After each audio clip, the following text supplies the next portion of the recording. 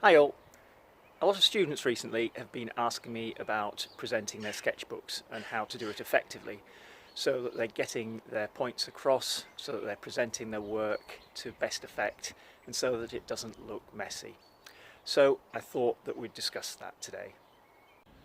The main thing to remember is that you want your work to look the best it possibly can, and the way that you present it can make it look better than it actually is, or sometimes it can make it look worse than it actually is. So I'll be showing you a few techniques that will help you really show your work off to best effect. A few things that I think you really shouldn't do. First thing you really shouldn't do is write great big headings in bubble letters, adding lots of bright colour, because if you do that, it's going to detract from your actual work. You want the viewer to look at your work. You don't want the viewer to be distracted by bright fluorescent colours. Another thing to bear in mind is you want there to be balance on each page, and what I mean by that is that the way that things are laid out looks comfortable to the eye. You don't want everything over to the left with big spaces on the right. You don't want everything at the top with big gaps at the bottom. You want it spaced out nice and evenly. If you're writing, you need to make sure that your writing is legible. What I mean by that is you can read it. You might want to freehand write, and that's absolutely fine. But if your writing is really scruffy and hard to read, then it might be better to type it out, print it and stick it down. Also make sure that the written bit is straight, write in straight lines. If it's slanting, then that can look a bit messy. Unless, of course, you want it to be slanting. And if you do want it to be slanting, make sure it's clear that you've done that on purpose. It's not just an accident. Now, having said all that, there's one other thing. There are no rules.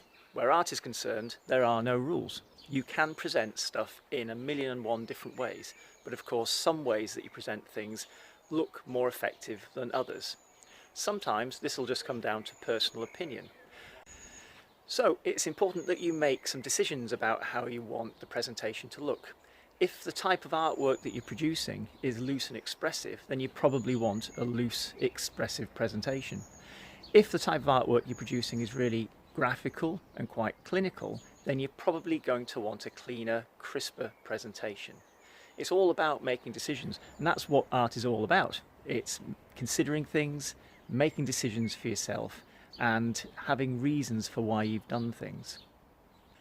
Personally, I would try to stick with the same presentation technique throughout a sketchbook because it makes it more cohesive. That means it all sort of holds together better. But you don't have to. Again, it's down to personal opinion. But whatever you do, do think it through. Now, what I'm going to do is a little demonstration to show how you could lay things out on a page in a sketchbook. So the first thing is to decide what you're presenting. Now, I've got a number of drawings here, which are actually drawings I've done for previous demonstration videos. Now, the drawings in themselves don't actually relate to each other, and you probably, when you're developing your sketchbook, the things on the page, the drawings on the page, are going to relate to each other. But for this exercise it doesn't matter, because I'm just trying to show you how you can balance things out on the page. Okay, so I've got these and I'm going to present them on an A3 page, and there's an awful lot of white space around each of these drawings, and I want to get rid of a lot of this because there's just far too much. Sometimes you might want there to be white space. It might be part of the artwork, but in this case it's not. All right, so if I take this picture here, I'm going to trim it. I'm going to take it down. Lots of different ways I could do this. I could cut it out with scissors. I could use a craft knife. Obviously, if I'm using a craft knife, I would be very careful. I'll make sure I was being supervised. I would make sure my fingers were away from the cutting edge. I would also be cutting on a cutting mat, not straight onto the table, because I would get into trouble. And if I was cutting with a craft knife, I would also be using a safety ruler metal ruler that allows your fingers to stay well out of the way. So I will reiterate, if you are using a craft knife, you need to check with parents that you're okay to use it. You need to stay supervised, all right? I'm not going to use that or that. I'm actually only going to use that. And this is a very quick way of trimming work. And what I'm going to do is I'm going to hold the ruler down, protecting the picture. I'll tell you what I mean by that in a second. And I'm going to hold it nice and firmly, get hold of the paper, and I'm just going to rip the paper away. Now, because it's nice and firmly held down, I've got a nice crisp edge there. If I hold it a little bit closer to the camera, you can see that it's just got a slight roughness to it, which is quite a nice quality. So it's not a really clean cut as you would get with scissors or a craft knife, but it just loosens it up ever so slightly, but it's still straight. Now, the reason I put the ruler on the picture side rather than the bit of paper that I'm going to discard side is because if I put it there and I start to rip away, there's a chance that it goes wrong and the rip goes into the picture. Whereas if I'm ripping this way round, if it goes wrong and it starts ripping into the paper, it doesn't matter because my picture isn't being damaged. Okay, so it's just about thinking things through like that. So there you go. I've done the other edges. You can see there's little imperfections like that which actually do add to it. It's not overly crisp, and because of the natural nature of the drawing there, that fits in.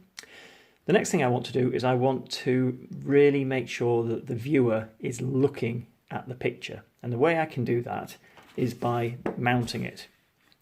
Piece of black paper, and I can just line it up like that. Okay, I would then just stick it down.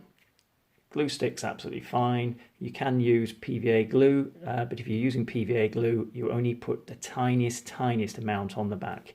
You really are talking about a little bit of PVA glue on your finger and just a couple of dabs along the edges. If you squirt it all over the back of it and then you put it down on the paper, it's going to squirt out the sides. So here I have my my mounted up pictures. I've also written a title, a heading for the page. Obviously it's just squiggly lines, but that represents the text that's mounted up. And then I've got the annotations, the smaller bits of text explaining what I've been doing and why I've been doing it. Again, they're just squiggles, but they represent the text. Now, notice that the heading, the text on the heading is larger than the text in the annotation, and that's on purpose because the heading draws the viewer in. That gives them the main bit of information, and then after that they go to the smaller text. It's called text hierarchy. Okay, and you see it all over the place. For instance, when you go to the supermarket, if you're looking for items on the shelves, it will be the main heading like Kellogg's cornflakes that draws you in, and if you want all the detail about the nutritional value, things like that, that's usually in very small text. All right, so the next thing to do is decide how I'm going to lay this all out on the page, and there are lots and lots of different ways of doing that. I might decide the page is going to be portrait way around like that, or I might want to change it so that it's landscape way around like that. So I'm going to try out various different variations on the page, and then I'll settle for one. Okay, here we go.